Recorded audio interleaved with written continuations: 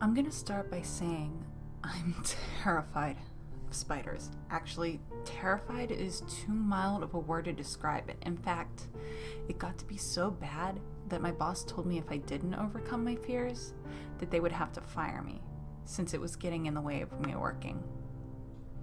People use the term phobia too lightly many times, but that is in essence what I'm suffering from. Arachnophobia, an extreme and unreasonable fear of spiders. A good example of it is when I was going to the bathroom and a spider, a small one at that, or so I was told, crawled up the bathroom wall, and I jumped off the toilet and ran stark naked through the apartment. I was lucky enough that my place had 2 bathrooms, and to this day I refuse to use the first one. Yet, I digress. On my boss's prompting, I decided to try something called cognitive behavioral therapy, or CBT for short. It is where not only are you trained against your fear, but in some cases even subjected to it. Now, at the time I thought this was a good idea, to the tune of $120 an hour for about 12 to 16 sessions ranging from 1 to 2 hours apiece. It started out simple enough. The therapist asked me questions about my fear, what triggered it, how often I freaked out, and what sorts of stimulation brought on the fear. He frowned when I explained that even a picture of a spider would start my skin crawling and send me into a full-blown anxiety attack. Then he smiled in what I assumed was his attempt at a reassuring manner. We started small. For the first session, I was subjected to picture after picture of spiders, everything from the common garden spider to hobo spiders, St. Andrew cross spiders, and redbacks. I couldn't even move from my position, even when the psychiatrist insisted that I touch the picture. This went on for 2 hours. By the time my session was over, the doctor decided that I would need more than the standard 12 to 16 sessions. He even went as far as to hint at possible inpatient therapy options. While this struck me as odd, I really did want to overcome my fear. I had never heard of people being treated in hospital for something as minor of a phobia, even if an extreme one. However, when I look back at the picture, I ignored my misgivings and agreed to inpatient therapy. I was taken voluntarily to a psychiatric institution where I would receive every kind of therapy I could need. And shortly thereafter, everything went downhill. The first week was the same as the first appointment. Lots of pictures, and by the end, I even touched a picture of the garden spider, although there was no way in hell I was going to touch the redback picture. I was so happy, but the psychiatrist felt that my progress was going too slow, and he asked me to sign a consent to try a radical therapy. He explained how he was going to take the Pavlovian therapy of classical conditioning and apply it to me. I was so excited to possibly be free of my horrid fear that I quickly signed the consent form. I didn't even read it, although now I wish to God that I had. As I said, the doctor wanted to apply the theory of Pavlov to my case.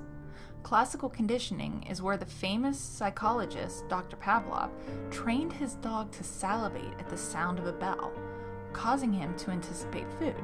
And that didn't seem so bad. I knew enough about it from the college classes I took in psychology.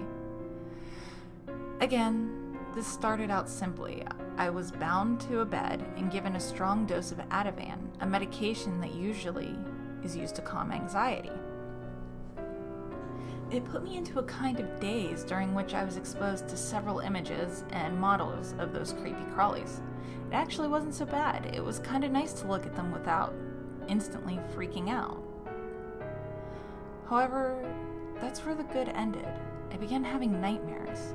Actually, night terrors. I would scream horrendously for hours on end with no exit from my dreams. The dreams had a certain glowing look to them, and even though it was dark in all of them, the glow illuminated the things that I feared. At the foot of my bed, where I would be trapped by lengths of webbing, would stand the largest arachnid I had ever seen in my life. It would release its young from a pouch on its back, and they would crawl all over me.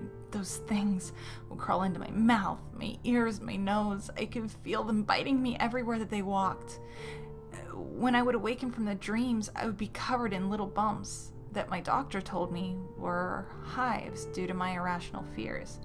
Apparently, he said, my therapy was not going well if my mind could cause such a systematic reaction to the dreams.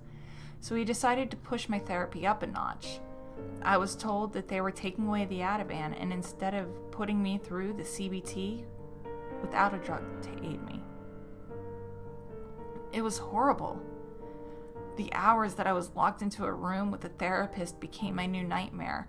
I would be forced to touch the actual spiders.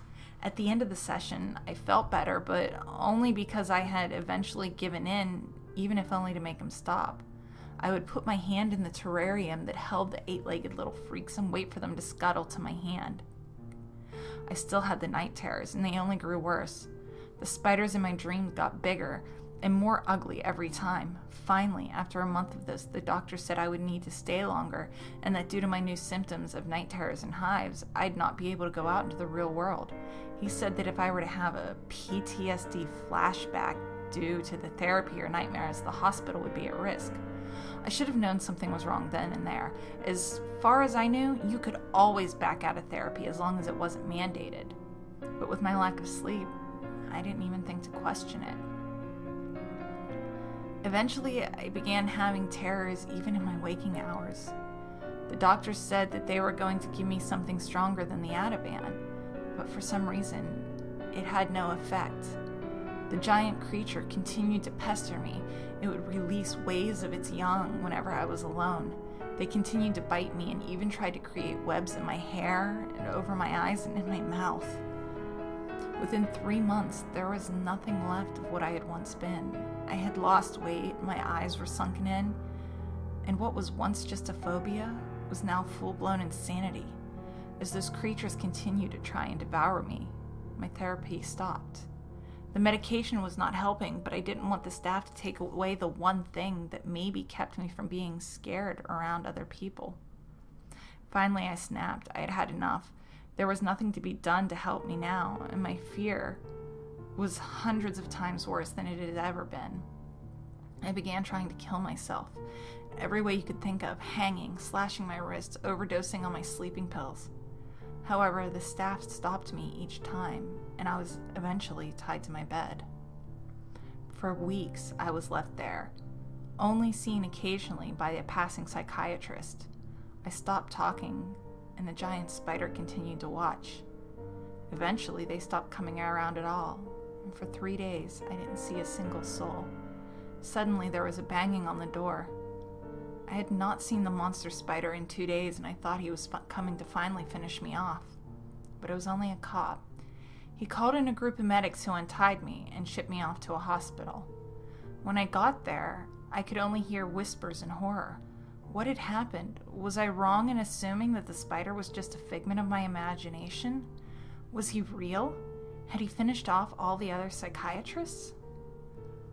I thought that I had my answer when the head doctor explained that what I had was not hives, but rather thousands of tiny spider bites. Apparently, the medication that the doctors had given me was working, only it was an anti-venom for the redback spider, a creature indigenous to Western Australia and a relative of the black widow. It would seem that the redback spider's bites can cause hallucinations stretching for days on end.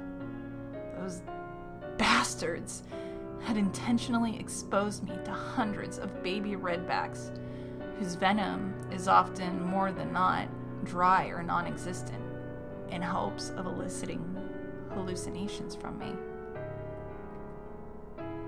When I was released from the hospital, I found I was still very afraid of spiders.